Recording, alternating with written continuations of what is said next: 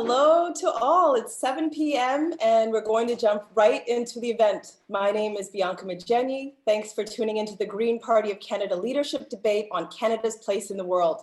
A massive welcome to the candidates and to our moderator. I'm thrilled to be part of this historic event, what may be the first ever Green Party leadership debate on foreign policy. And it's amazing to see such a big turnout. Registration is maxed out. We are also live streaming on YouTube. If you have any buddies, any friends that can't get into the Zoom, have no fear. Let them know on your social media that they can get into YouTube and watch it there, even if they haven't registered. So the link is in the chat. The chat is now open and we're looking very forward to hearing from you at home. But we have a very basic request that you keep your comments civil. And we know there's a lot of excitement and we support people's prerogative to express themselves, but we implore you to engage in civil discourse. Racism, sexism, or otherwise harmful commentary is very unwelcome. I also want to acknowledge that while this is a virtual event, from coast to coast, we are on Indigenous land. I'm here representing the newly formed Canadian Foreign Policy Institute, one of the hosting organizations alongside rabble.ca. The Canadian Foreign Policy Institute was set up to challenge unjust foreign policy measures and aims to bridge the gap between the perception and the reality of Canada's role in the world. We launched a campaign for a fundamental reassessment of Canadian foreign policy following Canada's second consecutive defeat in its bid for a UN Security Council seat. And this was a loss that's been attributed to our policies abroad, from Palestine and mining to militarism and close alignment with Washington. You can find out more about the campaign for a reset, a fundamental reassessment of Canadian foreign policy at foreignpolicy.ca.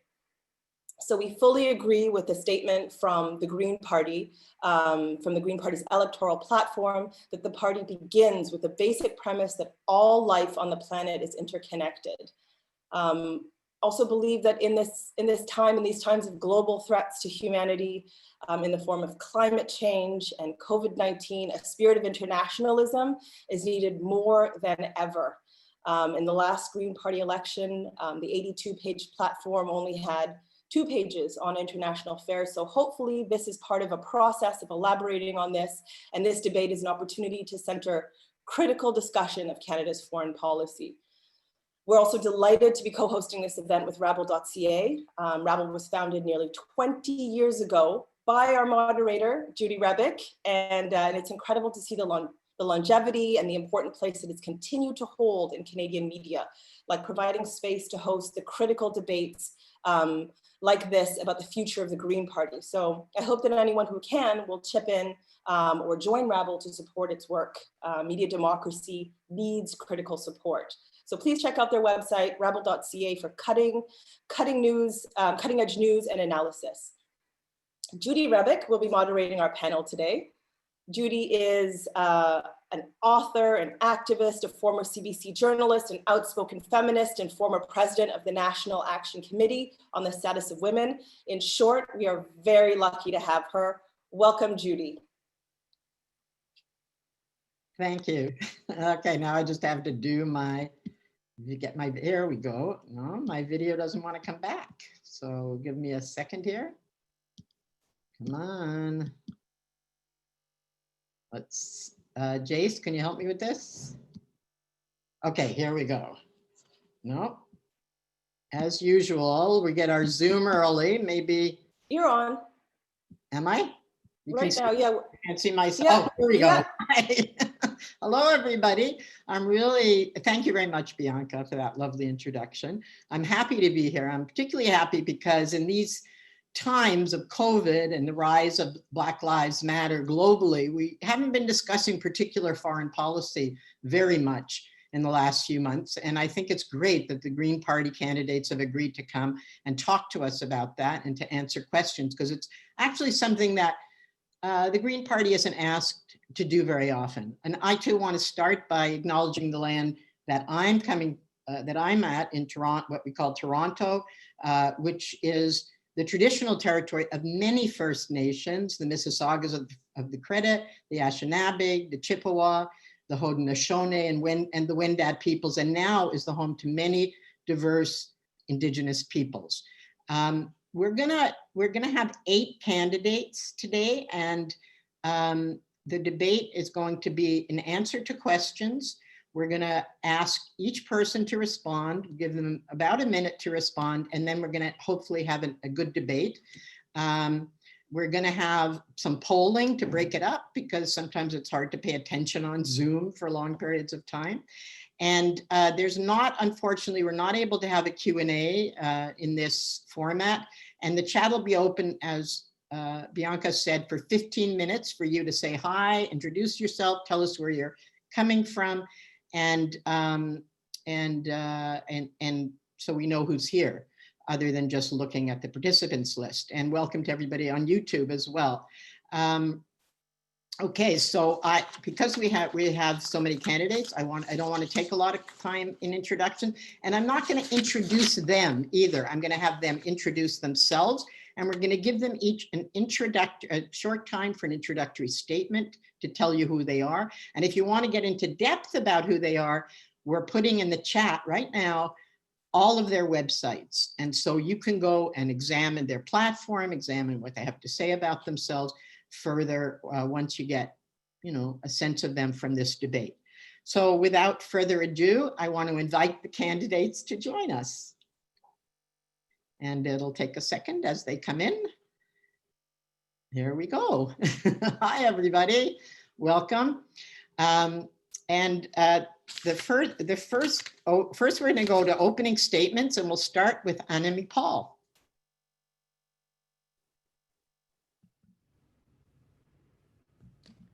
Can you hear me? Yes, I can. Wonderful. Hello, Judy. Hi. Hello, everyone. I come to you this evening from the traditional territories of the Mississauga, Anishinaabe, Haudenosaunee, and Huron-Wendat with gratitude. I'm a 2019 Green candidate, former international affairs critic for the party. I have a law degree from the University of Ottawa, a master's in public and international affairs from Princeton University. I have worked in political affairs in Canada's mission to the EU, as an advisor to the International Criminal Court. I have worked as EU Director for Crisis Action, a leading international NGO coordinating civil society campaigns on deadly conflict. And I'm the founder of the Barcelona International Public Policy Hub, which catalyzes the work of international NGOs working on the greatest global challenges. What I've learned from these experiences has only been reinforced by recent events. And that is that we live in an interconnected world. The challenges that we face can only be confronted through coordinated action. And this is where Canada absolutely needs to step up its game. I was working in international affairs for our government when Harper became the Prime Minister.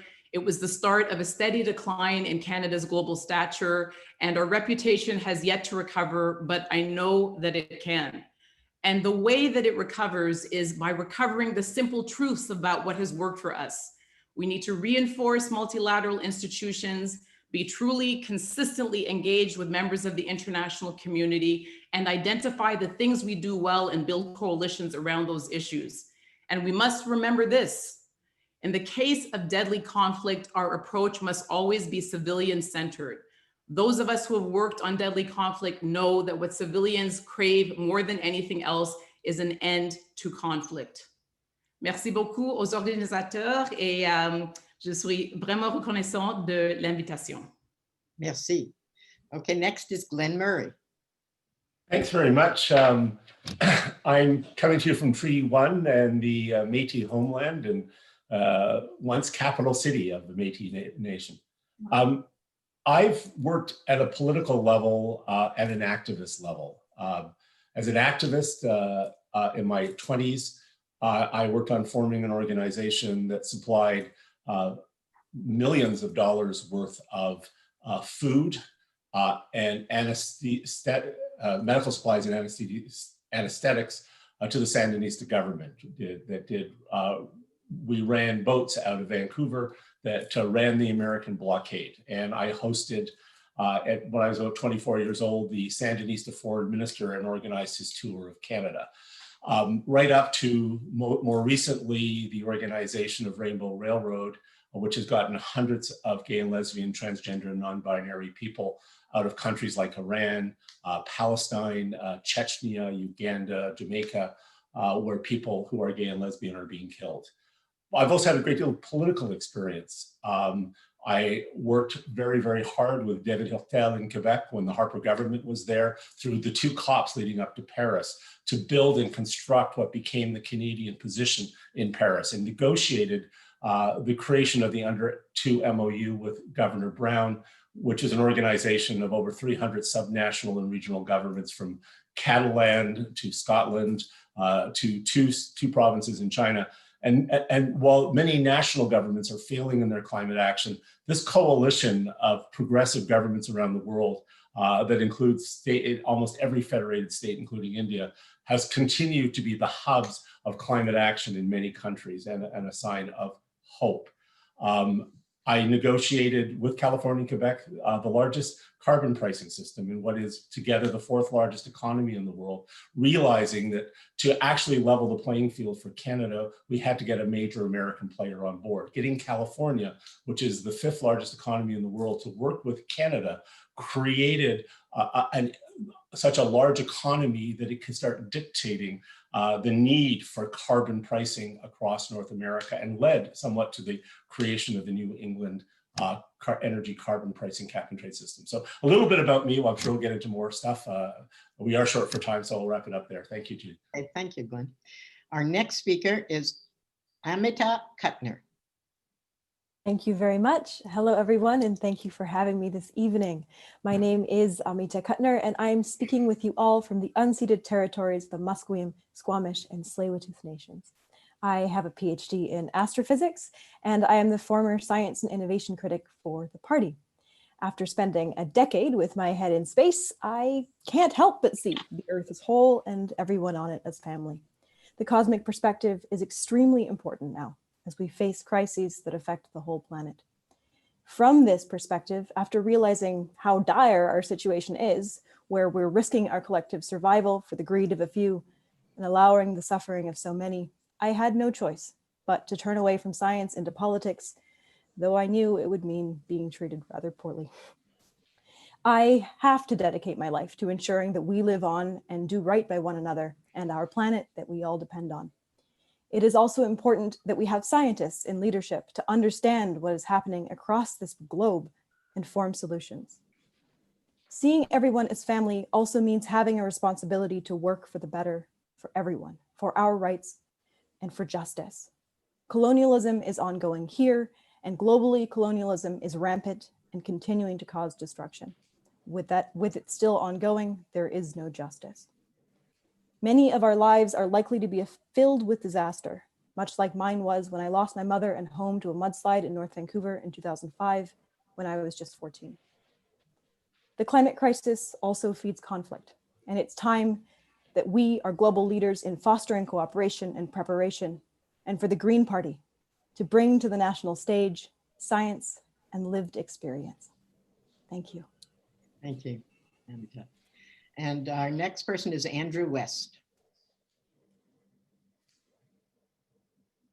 Thank you, everyone. Thank you for coming today.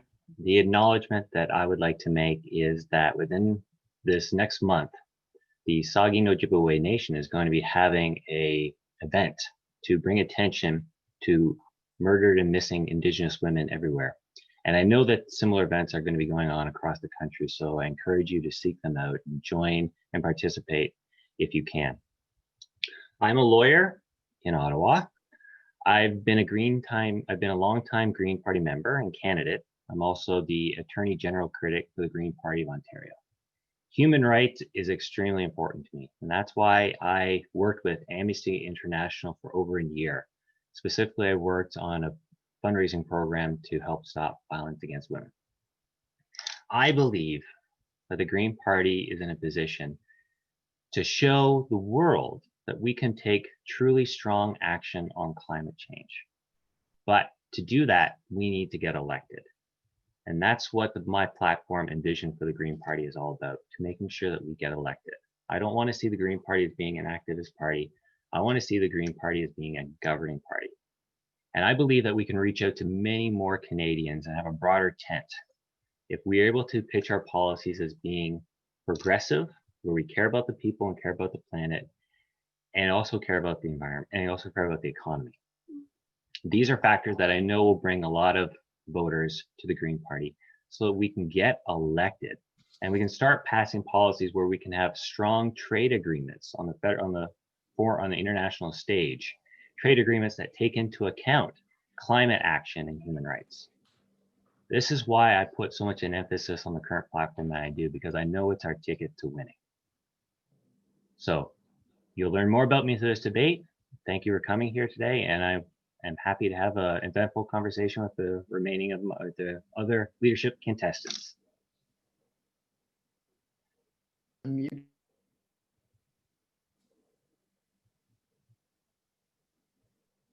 Tells me if I hold down my space bar, it'll unmute me, but it didn't. So, okay, next is Courtney Howard.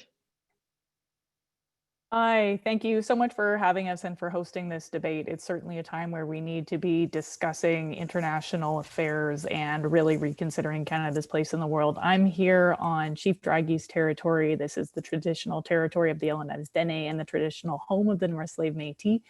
I came north as a newly minted emergency physician, and it was actually so that I could prepare to go work overseas as a physician. So the work in a more remote area with more culturally diverse populations helped prepare me for 6 months resuscitating malnourished children in the Horn of Africa, so in Djibouti.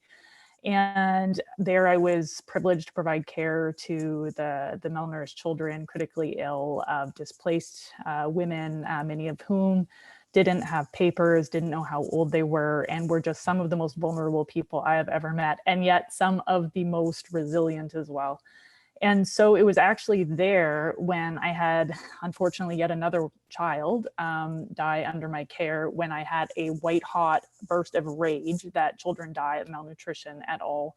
And I said I'd better do everything I could to prevent that. And I came back to Canada, and in fact, having thought about it and realizing that climate change is the biggest driver of malnutrition forecast for this century, and that children are the most vulnerable, the best thing I could do, given Canada's high greenhouse gas per capita footprint, was to work on climate change. So I've spent the last decade committed to motivating the Canadian and the international medical and health community to take action on climate change. We know that climate is a driver of migration, of conflict. It overlaps with many of the existing tensions. And so I believe that one of the best things we can do in Canada is to get our own situation under control here in terms of our greenhouse gas emissions. We're not pulling our weight, to contribute more to the Green Climate Fund so that we do our fair share in helping other countries also reduce their emissions and adapt to climate change, and promote human rights and really lean into our multilateral institutions, because we know we're headed for a period of instability that's likely to be prolonged. So we need those relationships and those institutions to help us navigate our passage. So thank you again for having us, and I look forward to the debate.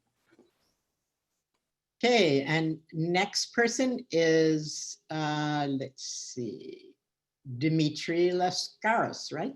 Yes, thank you, Judy, and thank you to the organizers. I'm a lawyer, journalist, and activist raised in Ontario. I live in Montreal on the unceded territories of the Kainai people. I believe Canada's foreign policy must be governed by an unwavering commitment to international law. My interest in international law began at the University of Toronto. I was part of an international moot team that won the Canadian Championship, finished second in the world in Washington, D.C. On graduating, I won the Macdonald Prize for Outstanding Achievement in International Law. I then started my career in New York and then the Paris offices of a Wall Street law firm, where I learned more about both public and private international law. I represented Greece's central bank, as well as Kreditanstalt für Wiederaufbau, the German development bank, at the time when it was focused on Germany's reunification. I returned to Canada after that and devoted myself to holding multinational extractive corporations accountable. I recovered $10 million from China's National Petroleum Company in Canada's first insider trading class action. My team recovered $88 million from SNC-Lavalin for its corruption in Libya. And I sued a Canadian gold mining company, Nevsun, for using slave labor in Eritrea. I've also, in the course of my work as an activist and a journalist, been to many regions where vulnerable populations suffer oppression. As part of a human rights delegation last year in Honduras, I learned how a US-backed dictator is destroying the environment and impoverishing Hondurans. I went to Venezuela shortly before that, after the Trump administration declared Juan Guaido to be the country's president. And in speaking to Venezuelans from across the political spectrum, I learned that the US government narrative about Venezuela is highly misleading, if not outright false. I've toured the occupied West Bank. I've seen how Israel's government, the largest recipient in history of US military aid, has oppressed Palestinians for decades. And I visited Lesbos during the refugee crisis in the Mediterranean and saw how Iraqis, Afghans, and others have fled the horrors of US militarism in the Middle East. I now know that Martin Luther King was right to declare that his government, the US government, is the world's greatest purveyor of violence. For too long, our government has been complicit in the US government's utter disregard for international law. And I'm calling for a truly independent foreign policy in which Canada leads the world in diplomacy, demilitarization, and a profound commitment to peace. Thank you.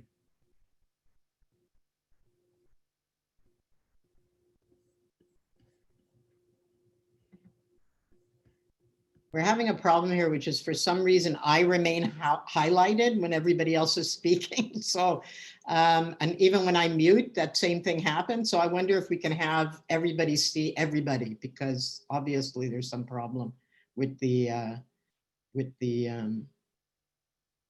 system. So, so we'll have us all up all the time, and hopefully everybody can see us now. Jace, is that right? Everybody can see us now? I hope so. Okay, so last but not least is, who's last but not least is, yes, David Mercer. Oh, two more, sorry. David Mercer, go ahead. Sorry, I got a little distracted. Meryam also has to go, so. Meryam, right, yeah, sorry, I got a little distracted. No problem. Thank you, Judy. Thank you, Bianca, for the introduction, and thank you to all of the organizers behind the scene. I'm coming to you from beautiful British Columbia. I live in Saanich on Vancouver Island, the traditional territory of the Esquimalt, the Wasanic, the Songhees, and the Sauk First Nations. I don't say that lightly. My first job in law was working with an Indigenous lawyer, making submissions to the United Nations Human Rights Committee, and there is much work that remains to be done in Canada to address the historic injustices and the ongoing injustices against Indigenous peoples in our country. I've worked for 28 years in government in various different roles, many of them related to international relations. I was responsible for international human rights compliance in British Columbia at the Ministry of Attorney General for 7 years. I was involved in going after pharmaceutical companies who were offshoring their profits to avoid Canadian taxes. I was involved in litigation in the United States under the racketeering legislation to go after tobacco companies, smuggling tobacco into Canada through Akwesasne. So I've seen international enforcement from a government perspective and have learned a lot about how corporations try to avoid Canadian law and especially Canadian taxes. As a volunteer, I've served in Haiti and in Ukraine as an election observer, and democratic reform is very near and dear to my heart internationally and at home. And I think a key issue that I hope we'll be discussing today is the attack on democracy that is going on around the world.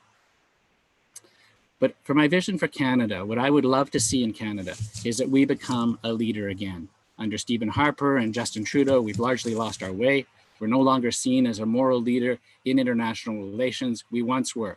And if we can show the world that Canada can address the climate emergency here at home, if we can show how to get off fossil fuels and onto renewables, power our economy with new renewable energy, I think that would be a huge contribution to international relations. It would help to reestablish our moral standing in the world, and it would be an example to all. And I very much worry that if we don't take this shift in Canada, if we don't make this turn in Canada, it's not going to happen globally. We need more examples of good international citizenship, and Canada right now is not a good international citizen. So let's see how we can lead the world. To do that, we're going to need more Greens in the House of Commons to hold the government to account. And if there aren't enough Greens in the House of Commons, we're going to continue to have the same kind of huge gap between the rhetoric and the reality in our foreign relations that has marked the last 7 years of the Trudeau government. So it's time for more Greens in the House of Commons. I'm very focused on that, not because of just having more Greens in the House of Commons, It's about helping Canada to become a leader again by holding the government to account. I'm very much looking forward to the questions. Thank you. Thank you, David. And now, as last but not least, Meryam Haddad. Hello, everyone. I am in Tiohtià:ke on unceded land of the Kanehegaha Nation. My name is Meryam Haddad. I'm 32 years old. I immigrated to Canada in '93 with my family. And for the last 7 years, I've been an immigration lawyer specialized in refugee claims from the Middle East. So I've represented stateless Palestinians, Yemenis, and Syrians. I've also represented a lot of LGBTQI folks. I heard disturbing stories of human rights abuse, some that keeps people from sleeping. I helped families find dignity in Canada. And I've been looking at this debate in my agenda for a little while, and I'm so thankful to take part in it. I decided to run for the leadership of the Green Party of Canada because I have a stake in the game. My generation and the next ones will be living the global climate crisis if our current politicians don't show the political courage required to save us from extinction. We are sick of seeing their hypocrisy on all issues, including Canada's foreign policy. Thank you. That's great. I didn't realize there's so much experience in international and foreign affairs in this group. So we're gonna make our discussion very rich. We're gonna ask everybody to keep their comments as short as possible so we can get as much in and hear from everybody. And hopefully the little problem we're having with who's highlighted will change. I really don't want to be highlighted the whole time. Okay, so the first question is, everyone participating in this discussion, I have no doubt, doesn't like Donald Trump or agree with any of his policies. But Joe Biden is not really offering any significant change in policy in Latin America or the Middle East with regards to the 800 US military bases around the world. How would you, as Prime Minister, deal with Washington under Biden or Trump? And now I just lost my participants. Here we go. Okay, so we're going to start with, we started with Annamie before. We're going to start with Meryam. First question to Meryam. Yeah.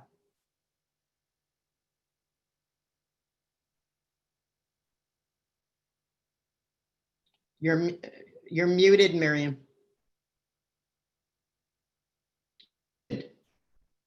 We can't hear you. Jace, can you help with this?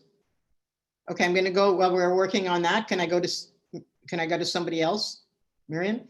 So let's go to, yeah, okay, let's see. And Amita, could we hear from her? Yes, would you like me to go? Yes, please. Okay, can everyone hear me? Yes. Excellent. Well, I spent 10 years living in the US, and so I have very, mixed feelings about their government as it stands or as it has been in different ways, and the possibilities of how we can work with the state regardless what happens. But I think there is a large differentiation depending on whether you have Donald Trump as leader or Joe Biden. And so in general, I would say we need to make sure that we stop following their lead. We don't continue to support state-sponsored violence or coups in other countries as they have. We differentiate ourselves, we separate ourselves and make sure that we're not economically tied in a way that forces us to do these things, and we take responsibility for our own work abroad. But with Biden, it's going to be easier to actually have any sort of relationship anyway and continue working together on things where we do agree. If we're dealing with Donald Trump, I think we have to be prepared for looking at having a failed state as a neighbor, which gives us a very different sort of situation to deal with. And above all, it's our responsibility to stand up for human rights, let people in. So getting rid of the Safe Third Country Agreement is going to be really important. Thanks. Okay, next is Annamie.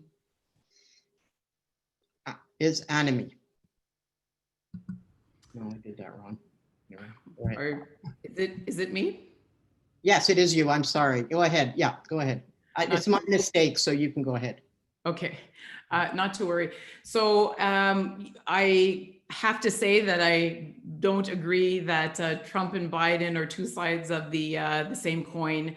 There is no question that in terms of Biden, at least we have the basis for the beginning of a conversation. And when you have the basis for the beginning of a conversation, you have the potential to go somewhere. And I don't see that same possibility with Trump, or at least not to the same extent.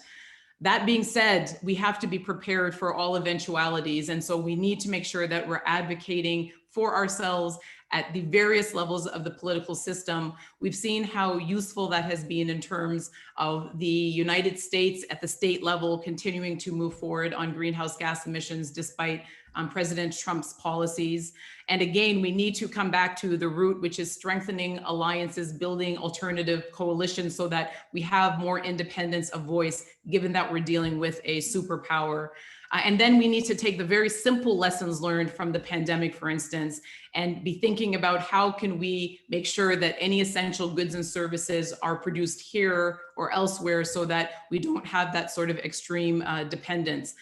But you know, we have one scenario where there's a potential platform for building a more positive dialogue, and we have another scenario where we really have to be prepared for many of those avenues of discussion to close.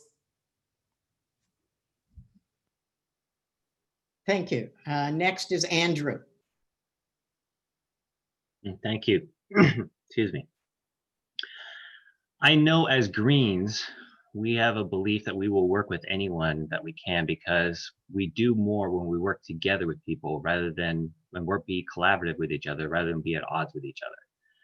Now, I do also think that Joe Biden will be much easier to work with than Donald Trump. I mean, Donald Trump, if it comes to it, we do need to stand up to him. And where he fails to act as a world leader, we need to step in. And this goes for regardless if it's Donald Trump or Joe Biden as the president. But they are our largest trading partner, and we do work better with Canada is stronger when the United States is a strong ally. And we have so many agreements that we work together with the United States.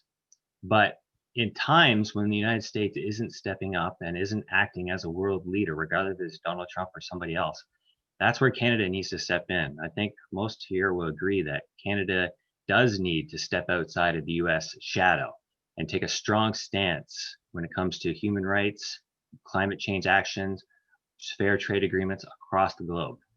So definitely we can find a way to work with Donald Trump and Joe Biden or Joe Biden. But what's more important to remember is Canada can and should be the world leader on the international stage. Thank you. Everybody's doing really great in keeping to their time. Do you want to try again, Meryam, to see if we can hear you this time? Yes, so it's working, right? Okay. Perfect. So Canada's foreign policy should be independent from the political interests of the USA. I agree with all the other of my co-workers and co-candidates. And social and environmental justice must be at the core of our foreign policies. Trump's administration has put Canada in trouble with many countries, including China, Saudi Arabia. When I saw Mr. Trudeau not answering to a question of a journalist for 21 seconds about the anti-racism uprising and the violence against racialized communities in the USA, and whatever Trump was spreading, it was putting oil on the fire instead of calming things down. I just believe that that's just not political courage. It's actually cowardness. And with all due respect to my co-candidates, during Obama's administration, the foreign policy of the USA wasn't that different than the current one. And discrimination against asylum seekers wasn't as bad, but it was pretty bad. And the USA was not a safe country for refugee claimants. So we have to stop being so relying on the US to be our big brother to help us. And I think Canada must be a world leader, and it starts by being completely independent. And this is one of the reasons it's our because we are so dependent and we're following the interests of the US. This is one of the reasons why we did not win the seat on the UN Security Council. Thank you.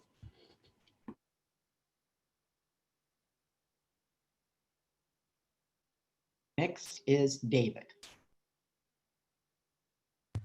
Thank you, Judy. You're going to hear a real consensus here among the candidates. I think we all agree that it is not in Canada's interest to be running our foreign affairs in lockstep with the United States. And it is one of the reasons that we've lost credibility internationally, to the extent that we've twice lost votes for a Security Council seat. We're also all going to agree, I believe, on multilateralism, the importance of working with other countries through international institutions and building on our alliances. Canada is uniquely situated as a member of the Commonwealth, the Francophonie, multiple alliances. And those alliances can help us to frame the United States and push it in the right direction. It's hard to push an elephant, but when you have thousands of mice, it can help herd the elephants. But more seriously, I think Angela Merkel has given us a very, very good example of something that Justin Trudeau should be learning, which is how to stand up to the United States in a way that's constructive, that's credible, that brings people together. And the craven following of the Trump administration, I think, has been one of the huge weaknesses in the Trudeau government's record. I have to say, though, that managing Trump is a very difficult proposition. And so I would say that Chrystia Freeland, as our foreign minister, did a remarkable job in difficult situations. And we should recognize that as Greens as well, when people exceed expectations. Last thing I'll say is we do need to focus on our national interests in Canada, and sometimes those interests do align with the United States interests. I'm thinking in particular of how we handle China, which I see as a grave threat to the world, to world democracy, to the stability in Asia. And I think we're going to need to work closely with the United States, Australia, New Zealand, and other allies in the Pacific to pay attention to that threat, and also to Russia, which is now becoming clear in its sort of dying days of the Putin dictatorship as a huge risk to us. Wind up. Thank you. Thank you.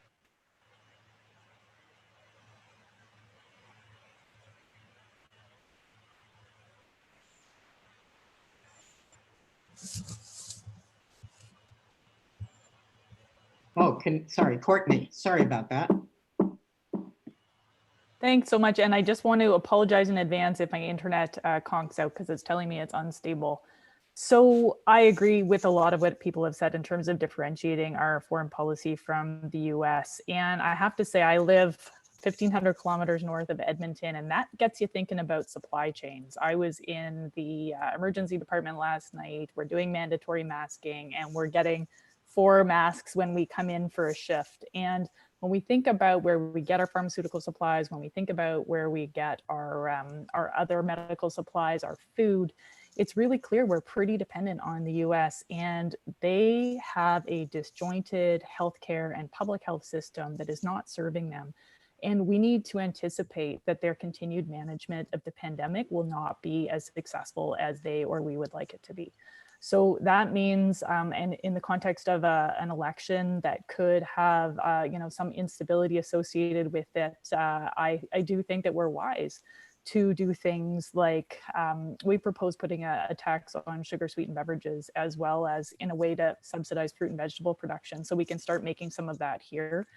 We know that a lot of the food growing regions in the US are already very climate stressed in terms of water supply. So I think we need to be really starting to make more of our pharmaceuticals and our food at home.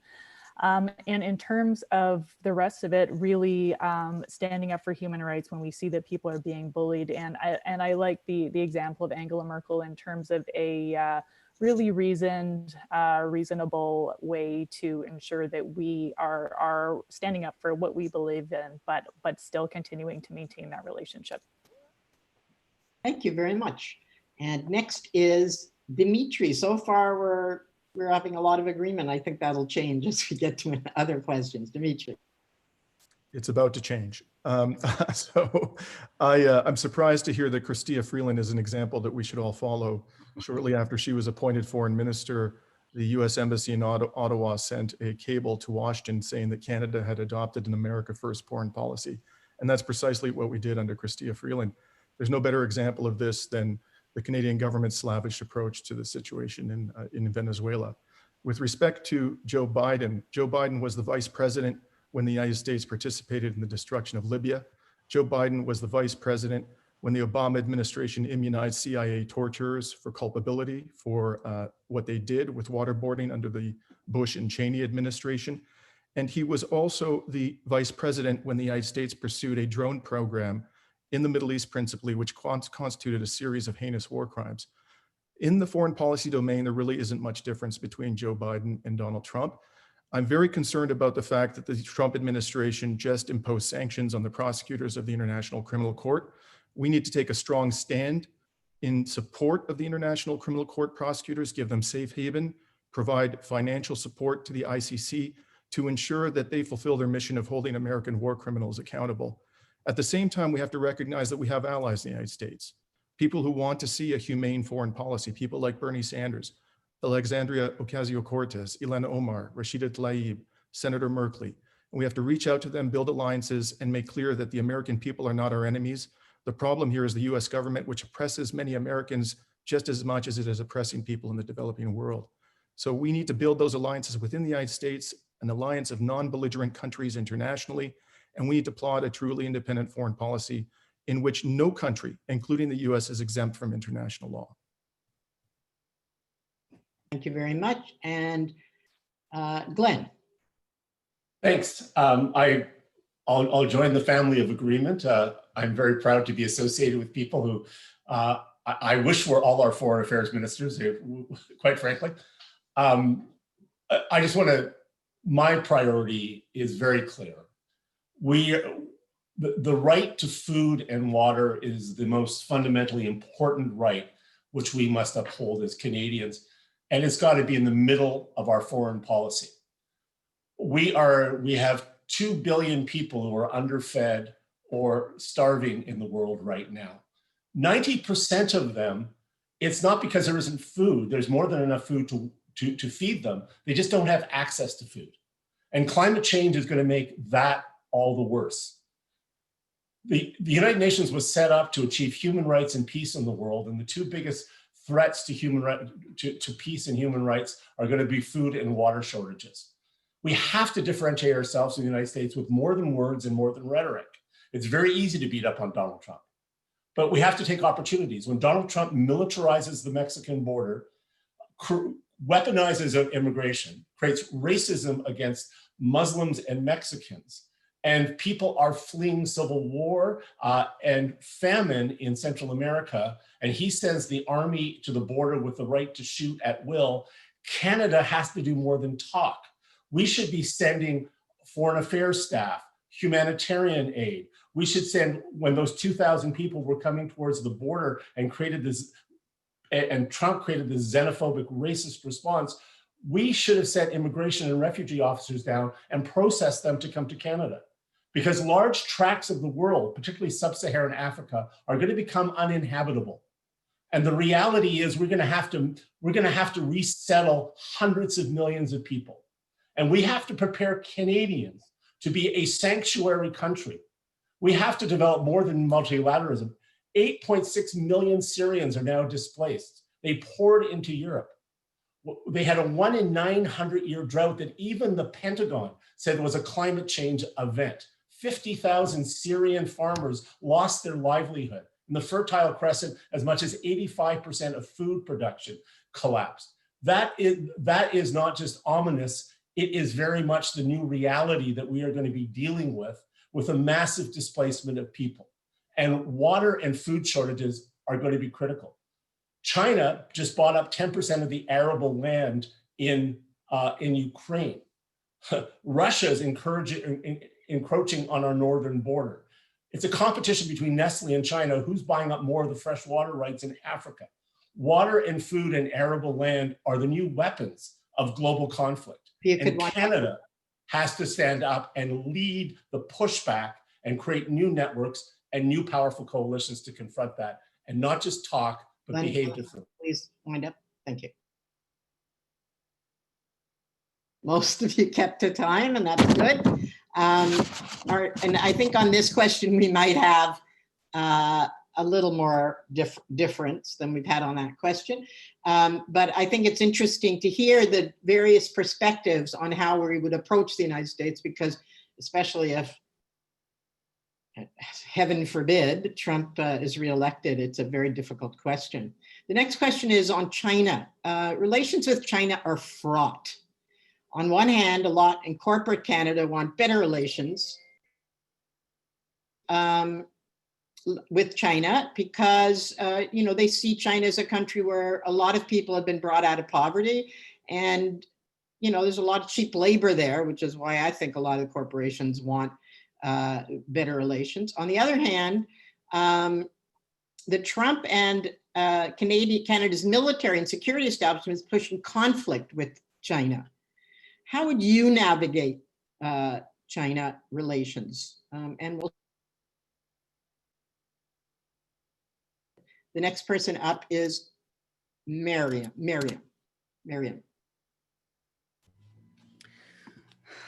Okay, it's a question of political courage at the end. Okay, it's always a question of political courage, and very often we see our governments just not demonstrating that.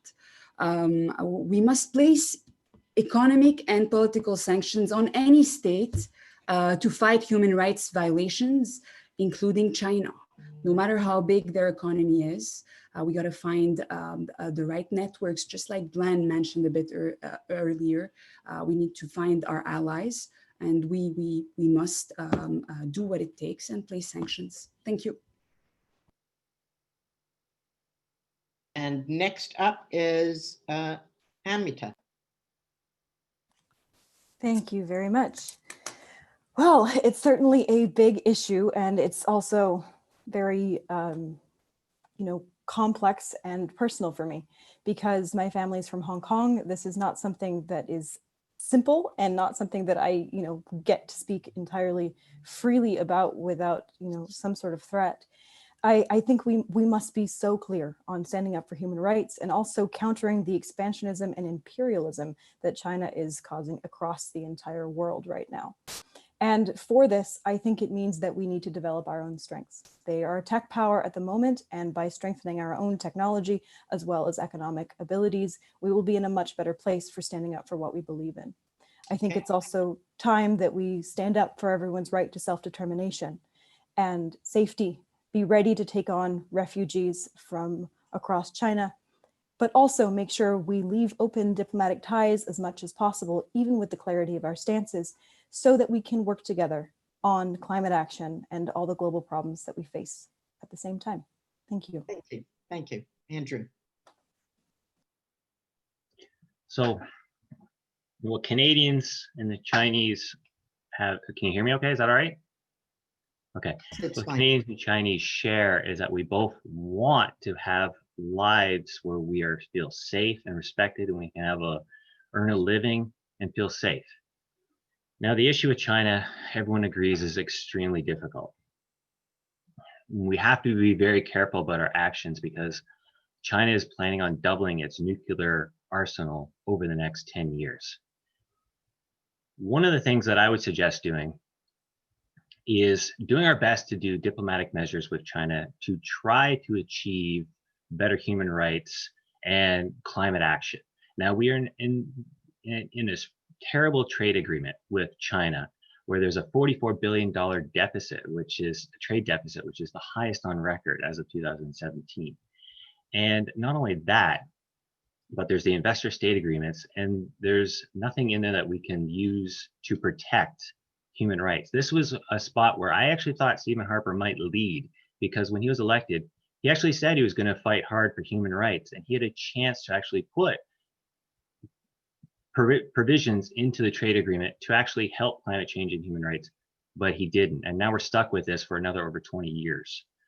So what I would do is I would actually apply the Minsky sanctions, I think I'm saying it, Minsky sanctions, on the individuals who are responsible for human rights abuses, particularly against the two Michaels. I mean, we can't forget about the domestic hostage taking of the two Michaels. So put the Magnitsky sanctions on those two individuals, but also on, sorry? Please But wind also up. on those who are who are having human rights abuses against the Hong Kong, or the people in Hong Kong, the Uyghurs, and the Tibetans who have been repressed for far too long. Thank you very much.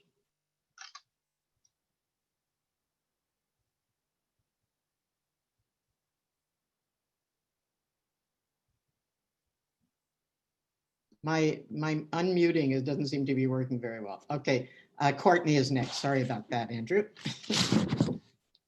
Thank you. And I appreciate how difficult this is, particularly for people who have family in Hong Kong and China. We have a member of our team who, in fact, felt uncomfortable commenting on something on social media recently because he has family in Hong Kong and was worried that they would be targeted. So I think that we need to be very conscious that this impacts instability in Asia, impacts us as well. And we need to be very careful to provide safety for Canadians who are potentially at risk, and consider having a real openness to bringing family who may be at risk as well to Canada. I think it's a complex situation, but we've made some unforced errors. We didn't need to sign the FIPA agreement with China in 2012. It was a terrible idea. And we also, as a result of too much alignment with the US, we also, it was a very poor choice to detain Huawei executive Meng Wanzhou.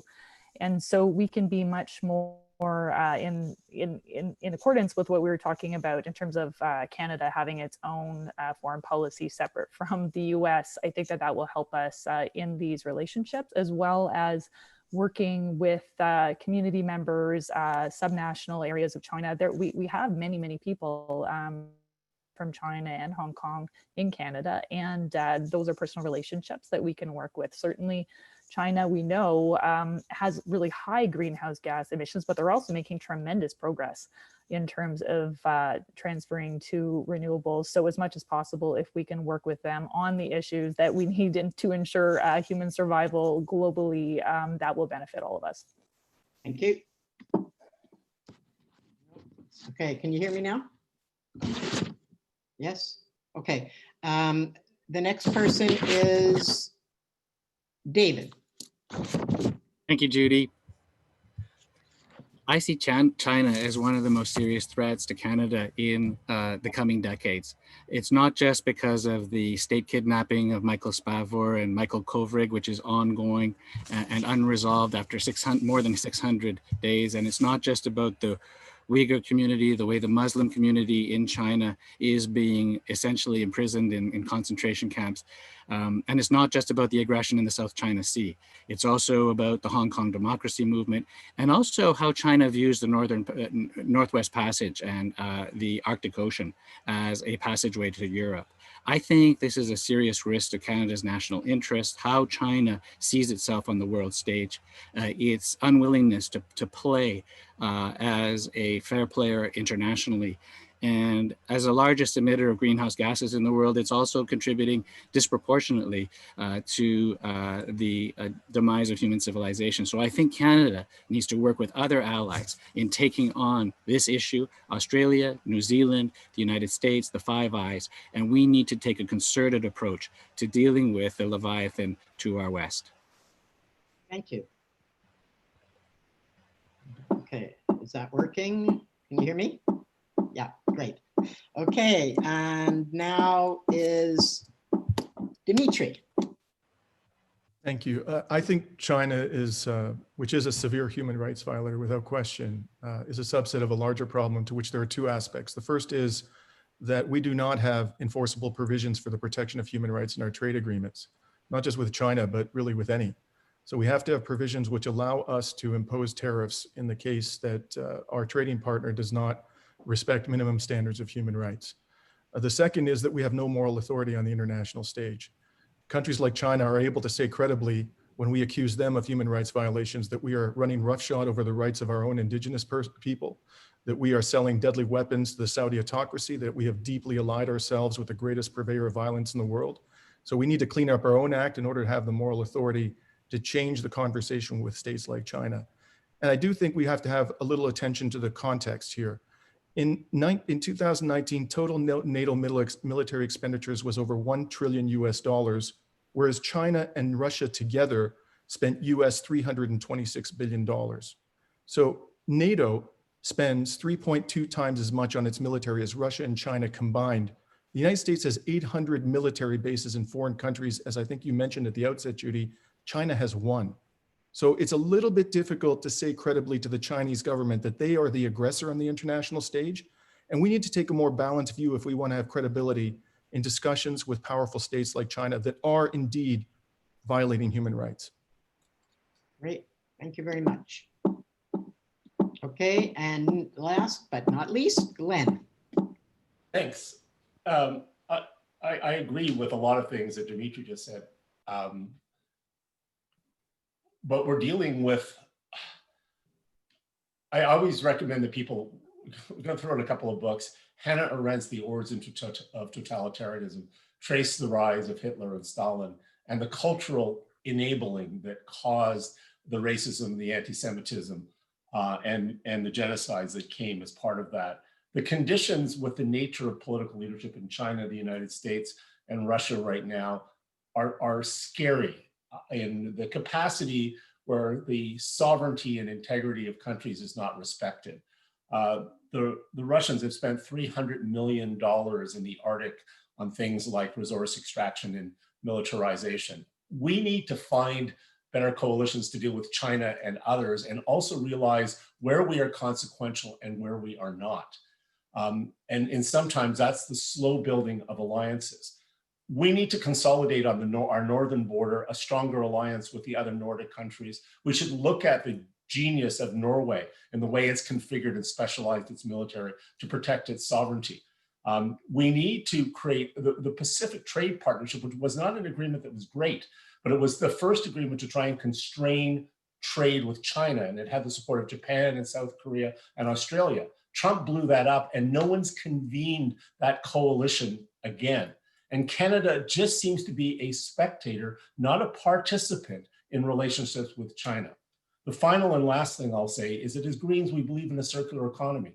If we're making our plastics out of used plastics and recovering our resources and not, having the environmental racism of what Alcan did in mining bauxite in Jamaica, which so destroyed that country and the livelihoods of so many people.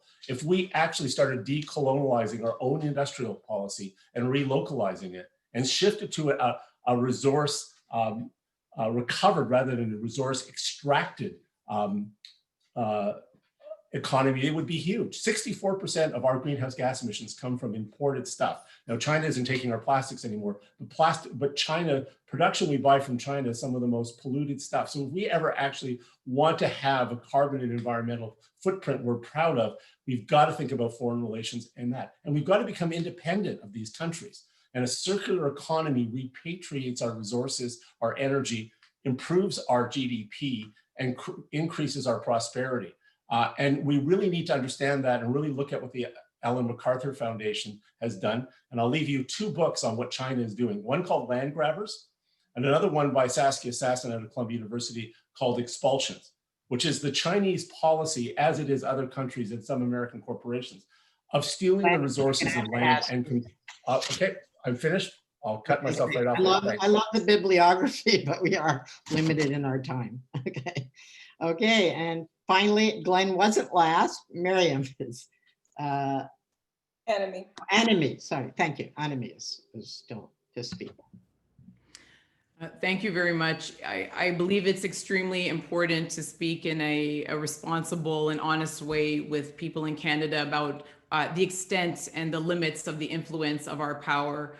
In terms of China, when we began our engagement with them, they were in one phase and they have completely transformed into another phase. They are a global superpower, and their presence and influence really limits the influence that we have over them. I think it's very important to acknowledge that. It's also really important to acknowledge that our decades-old strategy has failed in terms of trying to liberalize China by engaging them in the international community. And so given that, again, we come back to the understanding, the home truths about what really can work for Canada in terms of having any sort of influence.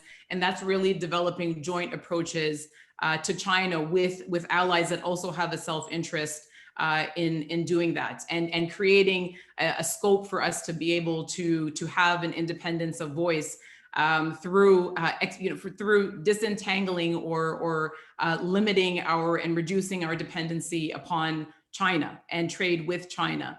But it's very important to again, as a middling power, to understand what is and isn't possible and how we can actually have the greatest degree of impact. Thank you very much. Thanks, everyone. That was a really interesting discussion. And, as I said, feel free to take on each other if you disagree with what other people have said. Our next question is about Africa. Nigerian environmentalist Nemo Bassi labeled climate change a death sentence for Africa. Per capita, Canadian greenhouse gas emissions are a dozen, and in some cases, 100 times greater than some African countries. Some might even consider tar sands expansion and Canada's high carbon emission anti-Black. What do you think of the concept of wealthy countries owing a climate debt to former colonies? And now we will start with Amita. No, I'm sorry. With David. Sorry, David. Thank you, Judy. I agree with that concept. I think that Canada does owe a debt to the world, and it's critical for Canada in our foreign relations to look at what are we going to do to repay that debt. And I think it starts at home with moving off a fossil fuel powered economy and onto a renewable powered economy. To make that work, we need an east, west, north electrical grid that enables us to transport renewables to the places where the renewable energy is needed. And I think that we need to set the example. We need to show the world that it is possible for the fourth largest exporter of fossil fuel energy to make the transition. The country that subsidizes more than any other country per capita, the fossil fuel industry can make the shift. So we need to lead by example. I think that's critical. Secondly, this has been mentioned before, I think we need to look at our immigration and refugee policies. We are going to face a tidal wave of people looking for new places to live because of the climate emergency, and Canada should stand by its tradition and deliver on a welcoming, open immigration and refugee policy. Thanks. Thank you. And next is Amity. Thank you. I think it's quite clear that colonialism has, well, destroyed the way that so many people had the chance to develop and live across our entire planet. And we are dealing with racism in a lot of different ways. And so we do, as a prosperous nation that has benefited and can exist the way we do because of colonialism and because of racism, we have the responsibility to the global South, but not just to powers or countries that have been colonized, but also places that have suffered from it, even if it was next door. So therefore, we have the responsibility, we need to support it, we need to be forwarding the SDGs, the Sustainable Development Goals from the UN, to make sure that every nation in this place is skipping the step that we took in massive fossil fuel consumption and extraction so that they can immediately move to sustainable ways of having more prosperous lives. And yeah, absolutely, it is balanced at home by taking responsibility for the colonialism we continue to perpetuate here, and also the colonialism that we can continue to perpetuate across the globe, especially with our mining efforts and such. And we have the responsibility to take the climate crisis seriously at home and prepare ourselves as well. Thank you. Great, thank you. Annamie. So Judy, one of the last things I did before coming back to Canada was to help to launch a secretariat working on creating north-south large-scale climate infrastructure projects. And it's remarkable that some of the most innovative and most impactful projects with respect to clean tech are actually coming out of the global South. And so, there is no question that there is a responsibility there. My family, for instance, comes from a low-lying island in the Caribbean, and you know, they are not responsible for the fate that feels almost inevitable at this point in terms of rising sea levels. And so, you know, again, we come back to what is possible. We're talking about Canada's place in the world. Canada's place in the world is first to get its own house in order so that we can be a truly credible actor on this file, and so that we can work with others in order to create a credible international plan that recognizes the responsibility that the greatest emitters and also those who have benefited the most from the climate emergency that we find ourselves in really do their fair share in terms of supporting the efforts of countries that need it in order to tackle this emergency collectively. Thank you. And next is, I believe, Andrew. Well, thank you. I think everyone probably agrees that colonialism has hurt many countries across the globe. So we do need to do everything we can to help countries that have suffered from the colonialism and that are going to be suffering and are currently suffering from the effects of climate change. So I agree with some of the people who have talked here already that we do need to have stronger immigration policies to make sure that we're welcoming to the refugees that will be coming to Canada. But in addition to that, we need to go to these countries to help them. And that's why I'm suggesting we actually make more of a commitment on the international stage when it comes to peacekeeping and our NATO commitments, because NATO does do a lot of relief efforts. And this is something that if we're part of NATO, we can actually guide that ship to making sure that we do provide more relief to more countries across the globe. We also have to make sure that there's stronger food security for these nations. And that often requires looking into unfair trade agreements that they've entered into. And sometimes they can produce their own food, but they actually can't compete against the global market. So they actually have to undercut the selling of their food, which means that they have to undercut what they pay their workers, which means that there's a lot more unemployment and they end up having not as fresh food.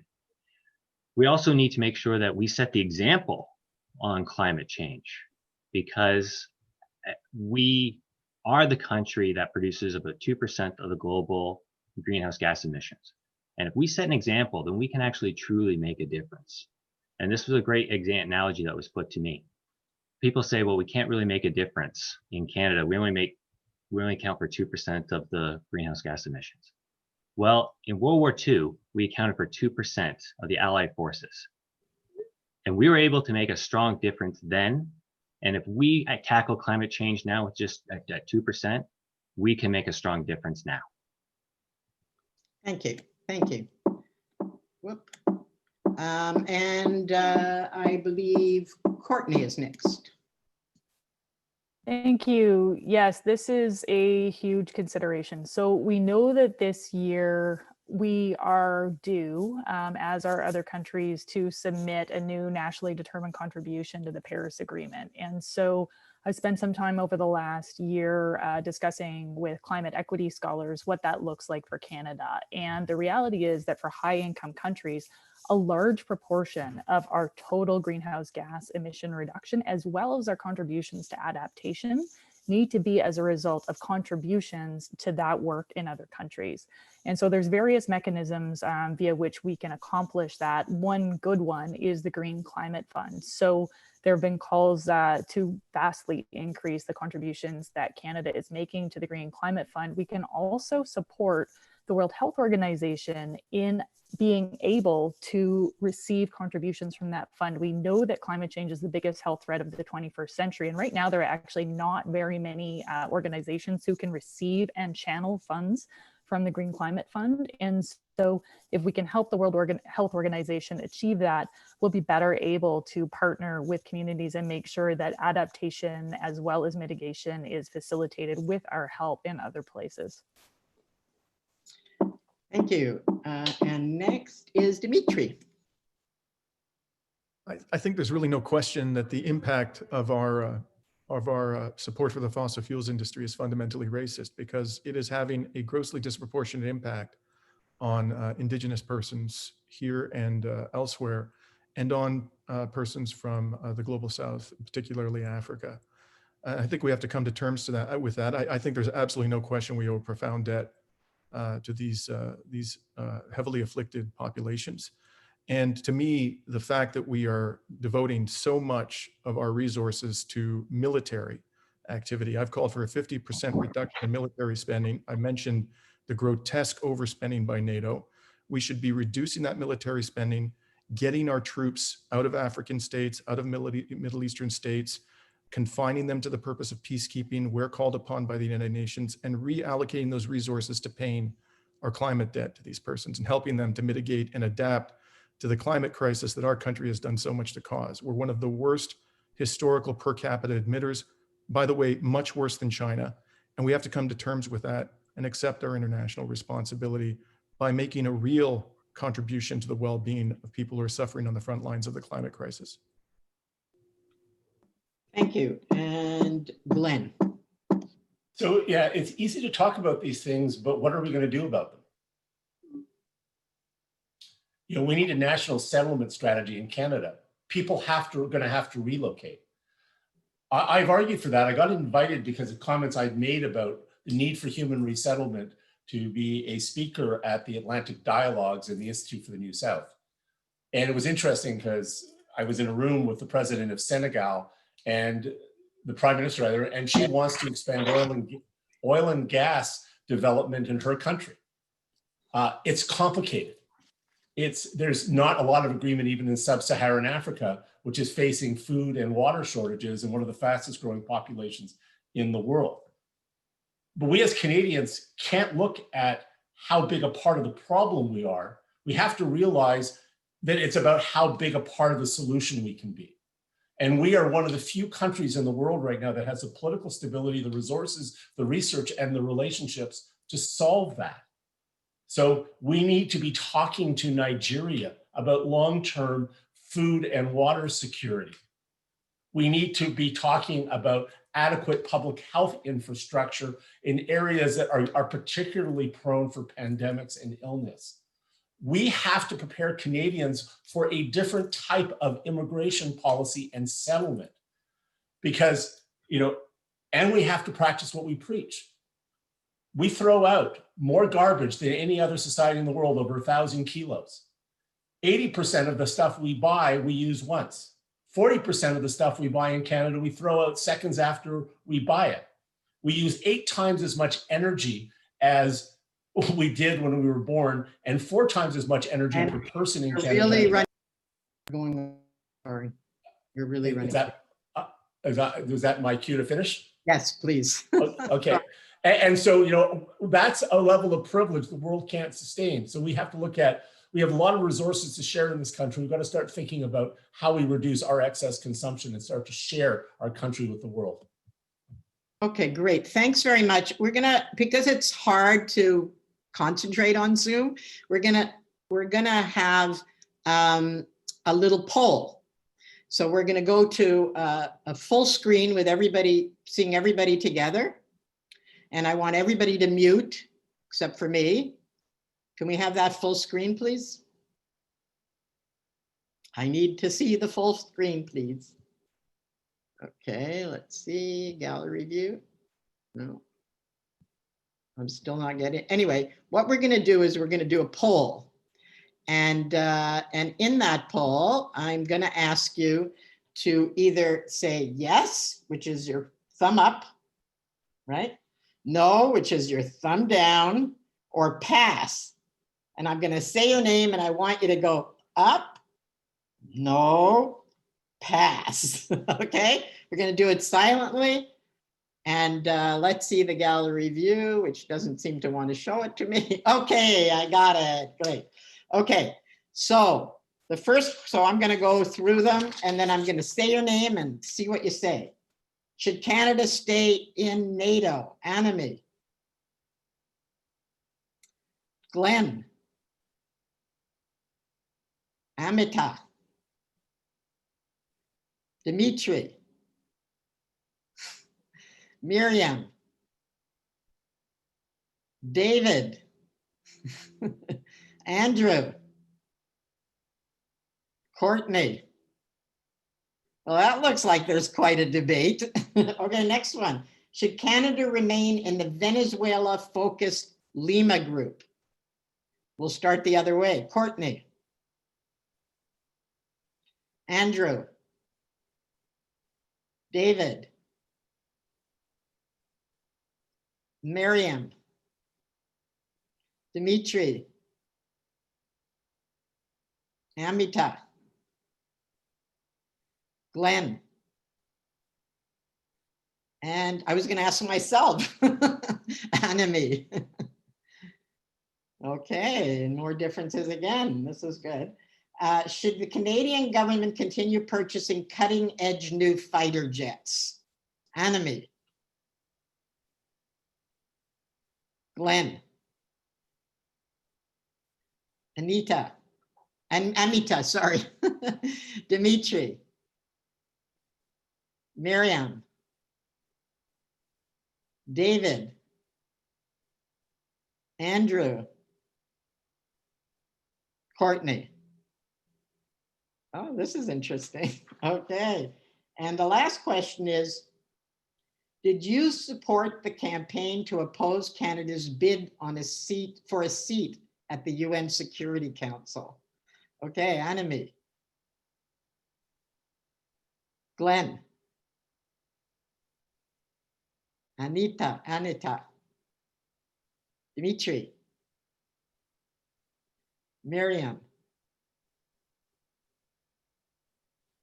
You can't hear me? I didn't hear the question. Oh, the question is, did you support the campaign to oppose Canada's bid for a seat on the UN Security Council? Opposed to the seat? Opposed to the Canada getting the seat. Yes. Yes, I was opposed to it. Okay, thank you. David. Andrew? Yes, so a thumbs up means you did support the opposition. You did support it. Yeah, thumbs up means you did support it. Okay. Courtney. Okay, interesting. That's interesting. Okay, so we're going to go now to our next question. We're running kind of late. We're running very late. We planned this for 6 candidates and we have 8, which we're thrilled about, but we might have to drop one of our questions. So please, please, please stick to 1 minute in your answer so we can get through as much as possible. So our next question is, Desmond Tutu has compared Israel's position toward Palestine to the apartheid regime in South Africa. Canada currently has sanctions against 19 different countries. Should Canada consider sanctioning Israel? And the first person we go to is, sorry, the first person we go to now, I'm sorry, I've lost my list. Here we go, is Courtney, I think. Oh, Annamie, apparently, no, I didn't lose. Sorry, I'm getting mixed messages. Meryam didn't answer the last question. Meryam, thank you, sorry. Meryam didn't answer the last question, so yes, she did. Didn't you? No, I did not. Oh, you did not. Okay, I'm very sorry. I'll be fast, okay? Yeah, give me the last, you can answer the last question and you can start with the next question. How's that? Okay, thank you very much. So yes, the climate crisis is a continuation of colonial violence because the people at the forefront of the climate and ecological crisis are not the one responsible for climate change. And it's countries like ours who are the biggest emitter and exporters of greenhouse gases that are responsible. If we don't act on climate change, there's going to be a sea of climate refugees and blood on our hands. So Canada must take responsibility for its role in this crisis, and we need to take action against climate change right away. We have the wealth, we have the technology, we have the means of production to phase out from fossil fuels by 2030, and we need to start talking also about codifying the codification of ecocide as an international crime. I know Amita introduced a petition with Jenica Atwin. So I'm aware of that, and I think it's a great idea.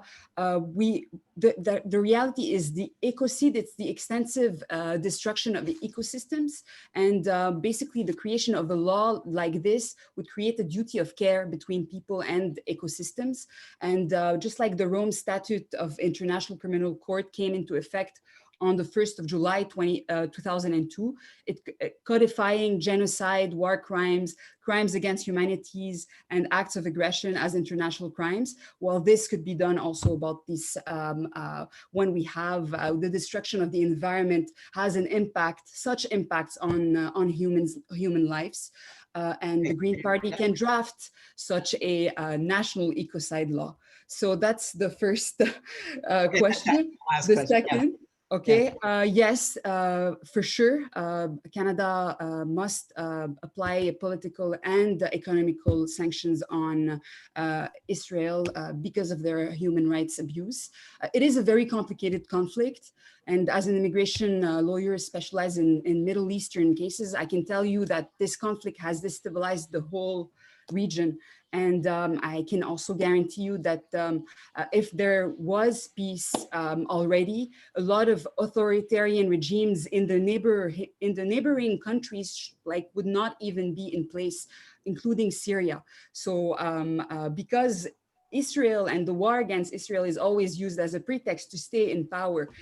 For tens of years, this is what happened. It's the same thing with Hezbollah in Lebanon, and who are controlling, basically, they are the government and the rulers of that country. So yeah, for the sake of Palestinians, but also everyone suffering in the region, Canada must place economic sanctions, and this way maybe we'll get to peace. Thank you. Okay, thank you. Dimitri. Well, when Elizabeth May came back from the West Bank in 2018, she stood in Ottawa at a press conference, and you can see this on YouTube, and standing beside two other MPs said that what Israel is doing to occupied Palestinians is much worse than apartheid in South Africa. This was a view that was echoed by Professor Noam Chomsky.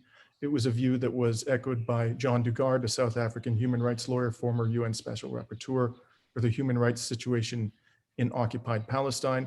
This is also the view adopted by international jurist Richard Falk, who concluded recently in a meticulous report that the evidence Israel is committing the crime of apartheid is overwhelming. I must say that this is not a political judgment. Apartheid has a specific definition in international law. This is a legal judgment that must be based upon legal principles and the facts are undeniable. If we supported BDS, sanctions in some form being applied to the apartheid regime in South Africa, there is absolutely no reason in good conscience that we would not equivocally and clearly say that we support the use of well-designed economic sanctions to bring to an end the apartheid racist regime to which Palestinians have been subjected for decades. I have been clear about this. I sponsored a resolution in the Green Party of Canada, which called for economic sanctions on Israel. It was ratified with over 90% support ultimately. And we are the only party today in Parliament that officially calls for economic sanctions on Israel. I think that that's something that we should all be proud of, because it is exactly what is required if you're dealing seriously with international law and want to act in accordance with conscience. Thank you. Annamie is next.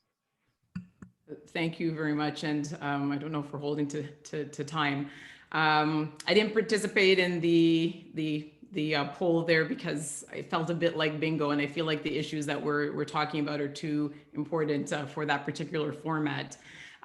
With respect to Palestine, you know, as I said, I've worked for many years, you know, to combat, coordinate action at a global level to combat deadly conflict. I've worked at the International Criminal Court to punish, to identify, investigate, and punish the greatest war criminals of our time.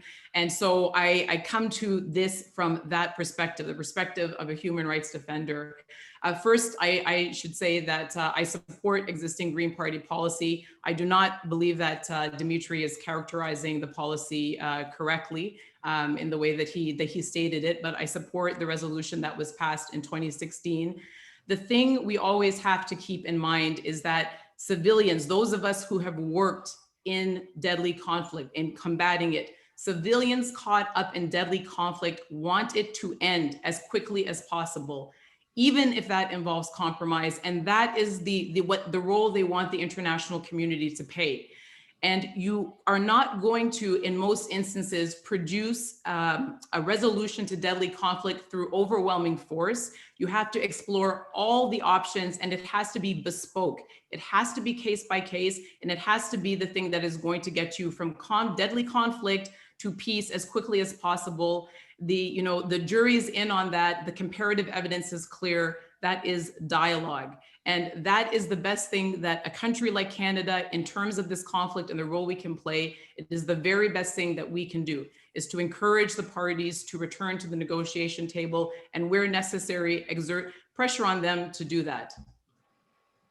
Okay, Courtney is next, and we're coming close to the end of our time, so I want to make sure everybody's okay if we go on for about 15 minutes more so that we can get to one more question. Just shake your head if you're okay, or let me know if you're not. Let us know if you're not in some way. Okay, the next person is, because I think we're having a really interesting discussion, as strange as it is on Zoom. And our next speaker is Courtney. Thank you. So this is, as people have said, a very complex situation, and Canada has a responsibility to stand up for human rights and adherence to international law. I am a physician. I know many physicians in the humanitarian community, and certainly when I joined this leadership race, several approached me, having worked in Palestine providing care, one who'd been shot while doing that, and just wanted to bear witness to me what they had seen, and they were very disturbed by it. I think what Annamie is saying about dialogue is absolutely right. That is by far, trusting relationships are the way that everything useful gets done in this world. That said, I do think that further annexation of Palestinian territory by Israel is very harmful. And so I do believe the Canadian government needs to show meaningful opposition to further annexation plans. And so thoughtful economic sanctions may be part of that. Again, doing what we can to protect both the people of Israel as well as the people of Palestine. Thank you. Andrew. I believe that Canadians have a long history of wanting to work with other nations to help other nations get along, and we do need to get back to that. So I'm definitely on the side, what has been discussed here, of having more dialogue. The best thing that we can do is try to normalize the domestic relations with Palestine to better support them in their quest for self-determination and their ultimate goal of statehood. What we can help do is help each side see the other side's position, because they definitely do have a position. Both feel they have a historic and legal attachment to the land. The Palestinians feel that they've been denied this for decades and feel like they're under military occupation. And Israel feels like they need to protect their nation, what they see as hostile threats from their neighbors. So if we can get the parties together, which has happened before, like in Oslo and in Camp David, and get them back together, have this dialogue, we can build on negotiations that have happened in the past and where concessions have been made in the past, and build on the progress that have come about with the Oslo Accord and with Resolution 242, the UN Security Resolution. That is the best starting point. But as Courtney mentioned, there is still that occupation going in on Palestinian land. So this needs to happen fast. It can happen, but let's get it started going now. Amita. Thank you very much. And I'll just start by replying to that a little bit in saying that there are more than two stakeholders in this. There are more than two bodies and two governments, but a lot more people with differing opinions that need to be respected. I completely support the application of sanctions. It must be done carefully so that they are appropriate and applying the most effective pressure possible. We need to stand up for the human rights of every single person on this planet and in the region. And it always makes us take into account that governments and ruling bodies are not the same as their people. And the situation is beyond appalling. So what needs to be the most important to us is addressing the immediate needs and suffering, as well as systemic violence and oppression. In terms of long-term solutions, We have to be looking at decolonial solutions that are innovative and local. We must make sure that in our approach, we are not just recolonizing the region in a new way, but allowing peace to develop the way it should naturally with the people there who wish to develop it the way they do. Thank you. Next is David. Thank you. And next is David. I agree with the points that Amita has just made. I really believe we need to be consistent in our foreign policy. We've sanctioned Russia over the invasion of Crimea. A core ethos for the Green Party of Canada and the Green Party internationally is that we will uphold international law. We will respect international human rights. And when they're being systematically undermined, we support strong action. I do agree that the sanctions have to be carefully targeted. They have to hit in the right places. But I also agree with what Annamie was saying. Can Canada become again, like we were when Lester Pearson won the Nobel Peace Prize, a credible player in the Middle East? Can we become a country like Norway, which brokered the Oslo Accords? What is Canada's role here? Right now, our role has been marginalized because we've really aligned ourselves with the Israelis. And with a government like the Netanyahu government, it just is not consistent with international norms, and Canada should be standing up against this government in Israel specifically, and for international law and international human rights. Thank you. Thank you. And Glenn, please, 1 minute. I think this is really hard. I agree with Green Party policy. I also think that integrity of nations and integrity of Palestine, Ukraine, the risks on our own northern borders require a large-scale thinking about us having a much more sophisticated strategy on the integrity of nations, because I think that we're living in an age of aggressive superpowers where integrity of our borders and our countries is more at risk, and we have least capacity, which is why we have to think about our military in a much different way. The other piece to me about this is that the whole Middle East situation is going to get swept up in a dramatic new dynamic. The 1 in 900-year drought that went through Syria between 2006 and 2011 changed the world. The mass migrations into Europe saw the rise of fascism and extremist politics in Europe and a level of racism and xenophobia. You already have from the Iraq wars and from Syria, plus the displacement of the Palestinian and other folks, layers upon layers of people who have been forgotten and displaced. And that is going to get worse. We are still looking and talking about issues that are very real and somewhat intractable over decades. But we've got to realize it's about to get worse. The oil wars in that region are going to seem small potatoes compared Judy, to water and food issues. And I'll finish right there because I think we have to prepare for that new reality. Please, please. Thank you. Just to add, Dimitri, reply quickly. His name was mentioned. So Dimitri, you want to just quickly reply, and then we'll go on to our last question. And thanks to your patience, everyone. This is very difficult to do, a debate with so many people on Zoom. So thank you, Judy. I understood Annamie to suggest that I had not correctly characterized the policy. So I've put the link to the policy in the chat window. This was ratified, as I mentioned, in January 2017 with over 90% support. I should know what's in it because I led the negotiations over this policy. I'm going to read to you 2 passages. We're calling for a ban on the importation into Canada of products produced within the settlements, and we're calling for the termination and indefinite suspension of all military and surveillance trade and cooperation between Canada and the State of Israel. And there's also an explicit call for sanctions and divestment and boycotts to bring an end to human rights violations, and a call for Israel to be held accountable by the ICC. I don't know how anyone could not characterize this as a sanctions policy. So I think that this is clearly what our party has adopted. I'm sorry.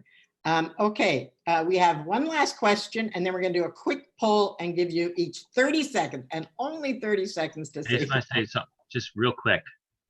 Maybe, I mean, from my understanding, this isn't a policy. And actually, if you click on the link, it actually comes up as not found. So I actually, from my understanding, that the policy that Dimitri passed in 2006 was completely repealed. So No, it's not maybe true. he just wants to clarify that. I But read the link that is submitted is not policy. I'm sorry about It's just this, not true. Mr. No, it's Andrew, not but true. the reality We is that policy was there at the beginning of the, I don't know if it was removed from the website, but this is the current policy.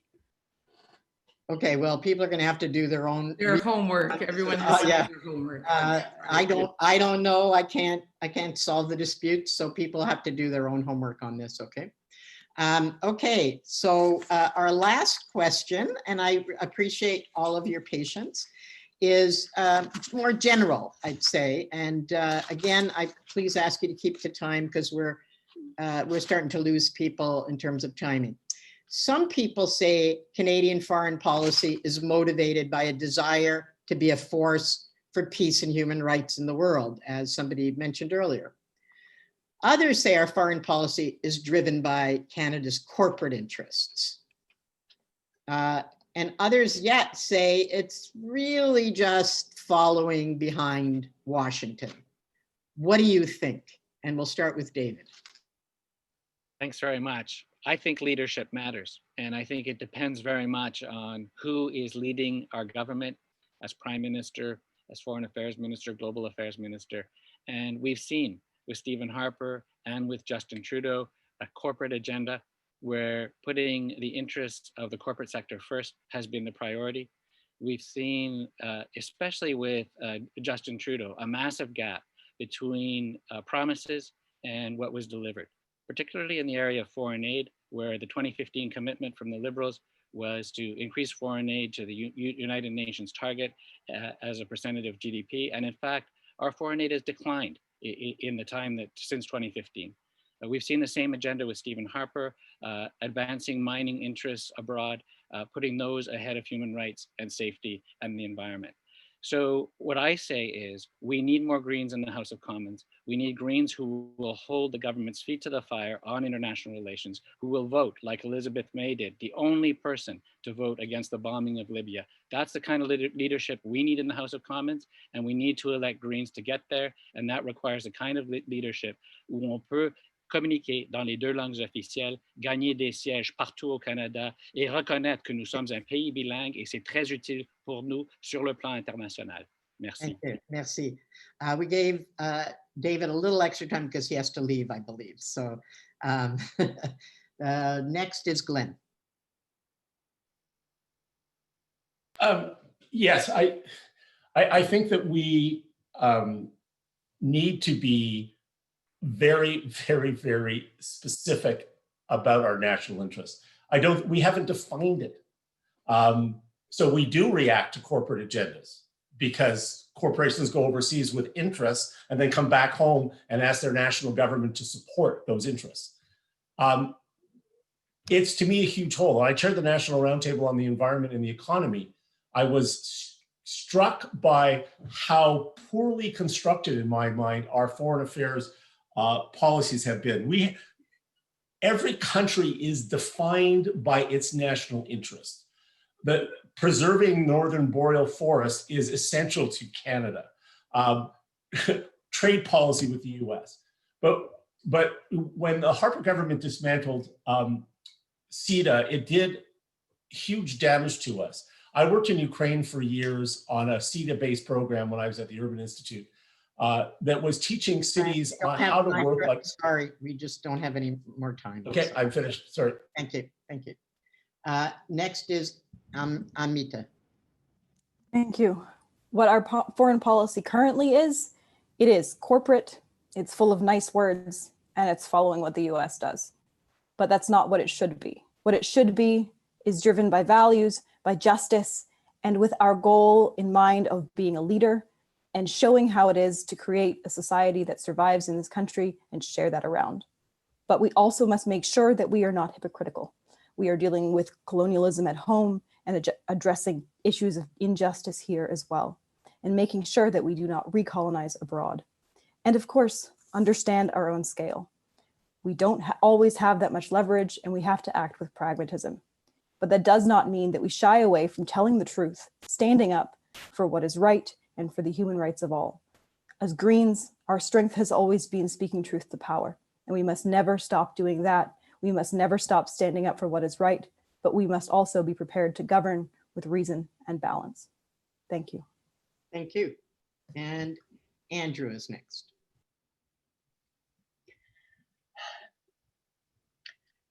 Canadians want strong leadership, and that requires making sure that we pick the right leaders, not leaders that say they're going to do one thing and then do another, who put on a happy smile face, but actual leaders who are strong and are genuine. This is going to reflect on how countries see us on a world stage. Yes, we are a country that has put more stock into what the United States thinks of us and on commercial. Now, going around, corporate can have its place. It can be good, but not at the expense of human rights or of the environment or of just security. So we need to get back onto the playing field, level the playing field across Canada, and that requires more peacekeeping efforts. Canada used to be the leader in this, and we can do so again. We've diminished our peacekeeping to a marginal amount. But if we were to just increase the military spending that we're supposed to do, but actually make our military spending something that's meaningful, peacekeeping, helping people across the globe, then that's what Canada will be known for, setting the standard of human rights. And that's the vision that I see for the Green Party and for Canada. Thank you. Dimitri.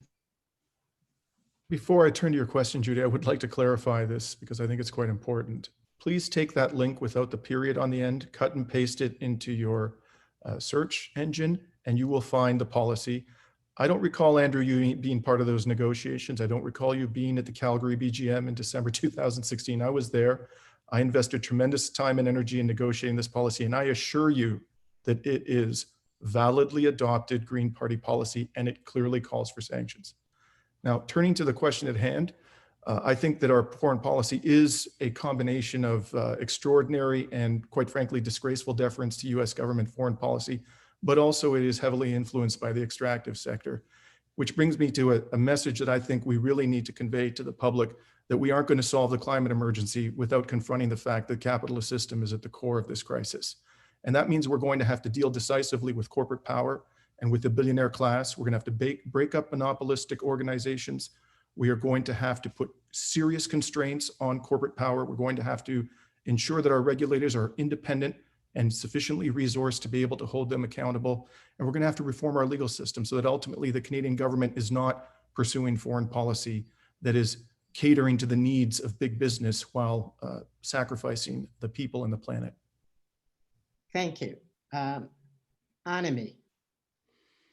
Thank you very much. And I believe I mentioned that at the beginning, but you know, I was working in global affairs at the moment that the Liberal government went out and the Conservative government went in. And just to be clear, trade was always a very important part of our foreign policy. But what happened then is that trade was brought right into the very heart of it, and even to the extent, of course, of merging the various units related to foreign affairs to make that very, very clear. And it was at that moment, as I said, that there was a very significant and steady decline in Canada's stature abroad, because there was no moral compass. There was no moral or ethical compass that was guiding our foreign policy anymore beyond the trade imperative. And so, you know, we heard rather that we were going to be coming back from that and pulling back, and Canada was back. And the fact is, again, for those of us working in international affairs and who have colleagues on the ground all over the world, Canada is not back, and our imperatives remain largely the same. And so this, again, is the time for us to do a proper reflection. We haven't done one in over 15 years about what is our stature in the world, what is what are our guiding principles, what is our moral compass. This is a wonderful opportunity. And of course, the more Greens we have in Parliament, the more likely it is that we come to the right answers to those questions. Thank you. Courtney. Thank you. And we are very much at a time of real instability. And we know that with climate change, having already committed us to further warming, we have more adaptation to do, and that's going to lead to further instability. So we've talked a lot about values. I was very interested in reading the Canadian Index of Wellbeing last week to realize that they have done tremendous amount of public consultation and defined some core values. And so I'm just going to read them to you. They ring true to me, and they've gone through a good process: fairness, diversity, equity, inclusion, health, safety, economic security, democracy, and sustainability. So I think this is the most evidence-based set of values that I've come across. And I think that they do ring true for us. So I think that at this moment where so much is changing so quickly, we do need to use these as a moral compass to help us step by step make our way in the world. We know that at this moment, according to work done by the Canadian Centre for Policy Alternatives around corporations and lobbying, that the NGO sector is getting deeply out lobbied by people with deeper pockets. So for instance, the fossil fuel industry is, during the period measured, which was about 6 years, had 5 meetings with a federal decision maker for every 1 meeting by an NGO. We need to change those practices in order to change the influence. And we can do that. We can make a 1-to-1 ratio. So if we are guided by our values, are conscious of our influences, we will do our best in the world. Thank you. Thank you. And finally, not final, because we'll have a poll, and then summation is Meryam. Thank you. So it's for both reasons. We're following the interests of the US and corporate interests. Canada is a global power in mining industry. And in 2017, approximately half of the world's publicly listed exploration and mining companies were headquartered in Canada. Canadian mining operations in Latin America are destroying indigenous communities there. Much in the same way our domestic energy projects are disastrous for indigenous peoples here.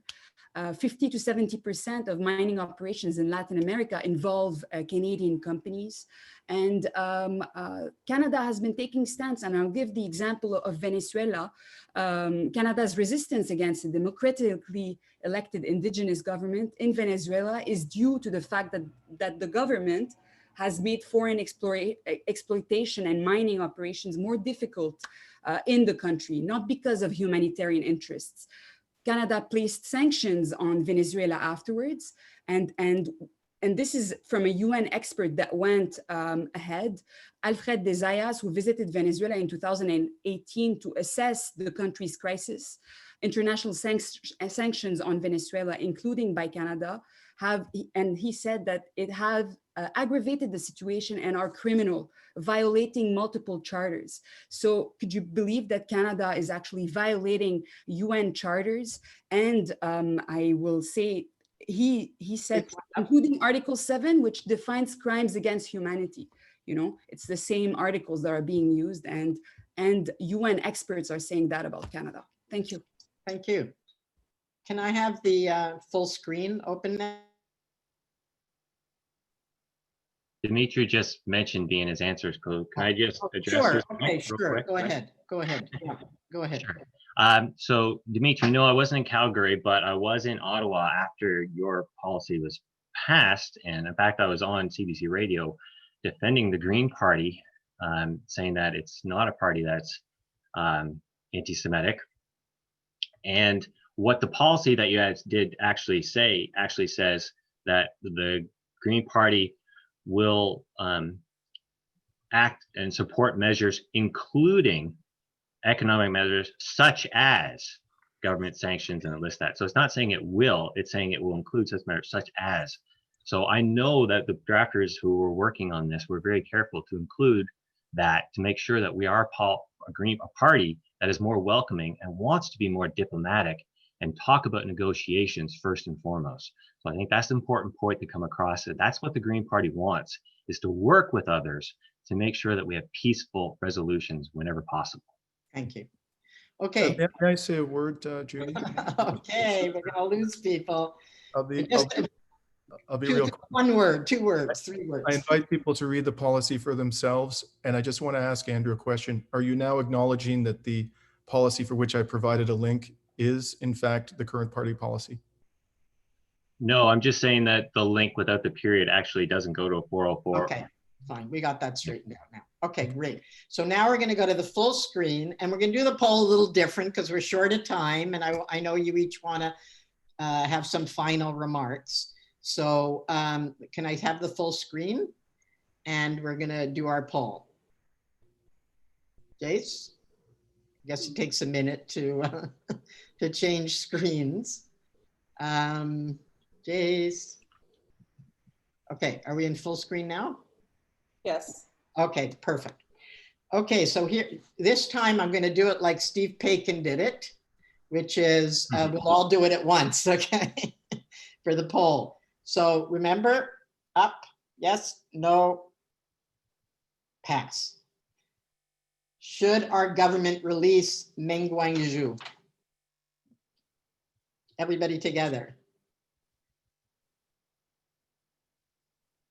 Okay, Glenn, you didn't do anything. Does that mean you're abstaining? Okay. Should Canada adopt the United Nations nuclear ban treaty? Oh, that's unanimous. Oh, we haven't got an answer from Andrew. He's kind of saying yes. Okay. Okay. It looks like that's unanimous. Should Canada be part of the Five Eyes intelligent network of Britain and its former European settler colonies?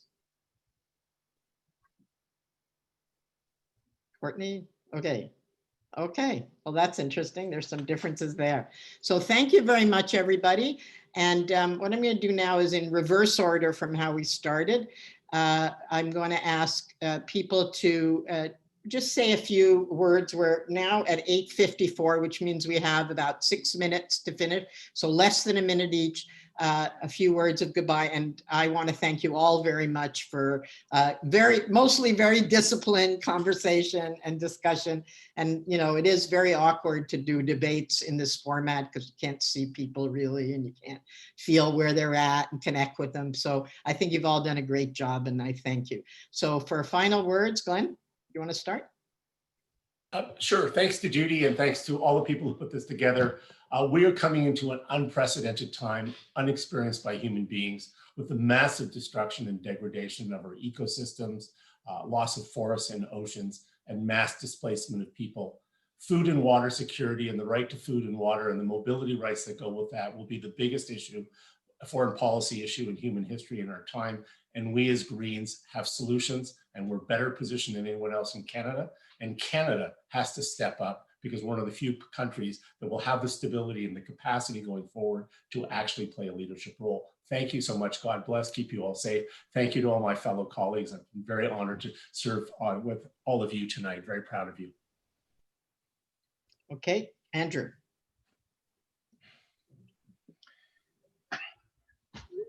I know that the Green Party is capable of great things, and that's why I chose to join the Green Party and run as often as I have, because we care about people, we care about the planet, and I know we care about the economy, and we can accomplish all these things, and we can set an example worldwide that we are a leader again, that Canada is someone who, as a country, that can stand up for all these principles and set examples to follow. So I know that we are capable of doing this. We just need to get elected. And I have the vision that in place that can make sure that we win more seats. So we actually do form government one day and we can start implementing all of our great policies, because that's what's the most important thing, is to do that. And one thing I'd like everyone to just be mindful of and to watch my Twitter feed if you're not already found out about it. Next Tuesday, the 15th at 7 p.m., I'm having an interview with Ron Heichel on guaranteed livable income. He's an expert on the subject. That's something that actually is going to be something that's going to be a talk about on the world stage as well. So please tune in for that. And thank you for everyone for coming here tonight. I really appreciate it. And have a great September. Okay, Courtney. Courtney? Thank you. And I want to say I'm happy to hear Andrew talk about guaranteed livable income, because when we think about where we're at and the crises that we're anticipating, as Glenn was describing, it is normal for people to be feeling worried at this moment. We're seeing increased fires in California, leading to eco-anxiety. We know that pandemics like the coronavirus will lead to mental health challenges for months and years. And so if we want Canadians to be generous, to be as welcoming as we know that we need them to be when it comes to welcoming refugees, when it comes to providing care for them, when it comes to sharing food, we need to make sure we're taking care of people here so that they feel that their basic needs are provided for. So I believe that that means a guaranteed livable income. It means celebrating the Canby case that was won today and doubling down on our commitment to outside of the hospital as well as in, and making sure that we're communicating to people why we're doing what we do. We want to make sure that people feel safe so that we embrace the rest of the planet instead of wanting to put up walls. Thank you. Thank you. Meryam. So yes, in 2020, we live truly in unprecedented time, just like Glenn mentioned. There's the global COVID-19 pandemic. There's authoritarians and xenophobic governments in power all over the place due to populism. There is global movements fighting for justice and equality, and the window for climate action is getting smaller every day. We need to build a Green New Deal, a bold plan to tackle climate change, while at the core, there is decolonization and social justice, a plan built hand in hand with Indigenous communities as equal. It's a question of political courage. When you see this as most of the answers, this means status quo, and that must change.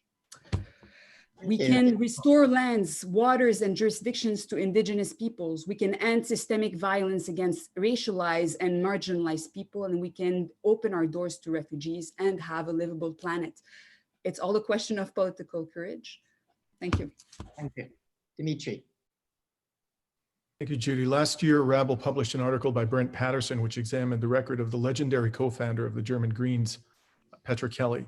And Brent quoted an article by Petra in which she wrote, quote, "The ending of the Cold War has brought little change in our militaristic outlook. As old weapon systems are dismantled, they're replaced by new, more sophisticated ones. We spend billions on weapons research and millions training our young people at military academies. Why not invest in peace studies and peace actions? We need training centers, public campaigns, and educational materials. We need to support groups like Peace Brigades International that intervene non-violently in situations of conflict. As leader of the Green Party of Canada, I will honor the legacy of Petra Kelly. I will seek to breathe new life into our party's core value of non-violence. I'll oppose all militarism, including that of our supposed allies. I will champion diplomacy, mutual respect for sovereignty of states, and the self-determination of all peoples. Without peace and international solidarity, we cannot resolve the climate emergency. Thank you. Please join me in this movement." Amita. Thank you, and thank you to all the organizers tonight. We, as the Green Party of Canada, are important. If we present ourselves well, centered around our values, especially around ecological wisdom, we will succeed. We are, and I am, the leader that we need for everything that's coming. Greens are the only ones who are going to be able to help prepare and clean up from the climate crisis. And I am the only one that understands this global reality through personal experience. As Greens, we look at everything together instead of picking one issue to champion and create plans for our world. We need a green government now more than ever, and I am ready to lead our movement to victory. Politics is unfortunately a necessity for our survival, and it can be ugly. So I'm so proud that we're having a great time on our campaign. So we invite you to join our team now and stay with us for the next election. Thank you so, so much. Take care. Thank you. Annamie, sorry, very sorry, Annamie. Thank you very much. Thank you to the organizers. My ending reflections are just that the next leader of the Green Party is a prime minister in waiting, and so really needs to be able to speak with nuance and experience and authoritatively on foreign affairs. You heard my CV, so you know I came to play. We also have to understand that we are dealing with deadly conflict. And unwillingness to compromise in the face of conflict can be tallied in terms of lives lost. It's really that simple for those who are living in those situations. For those of us who have worked and supported and continue to support human rights defenders around the globe, they will tell you that story time and time again. Dialogue and negotiation are simply not signs of weakness. They're what works. We are an evidence-based party. This is what the evidence tells us. And as Greens, we have never been afraid to talk about non-violence and cooperation as the preferred option. Please remember that we do not sit down to make peace with friends. We sit down to make peace in very difficult situations with people who are not our friends. But foreign relations is just that.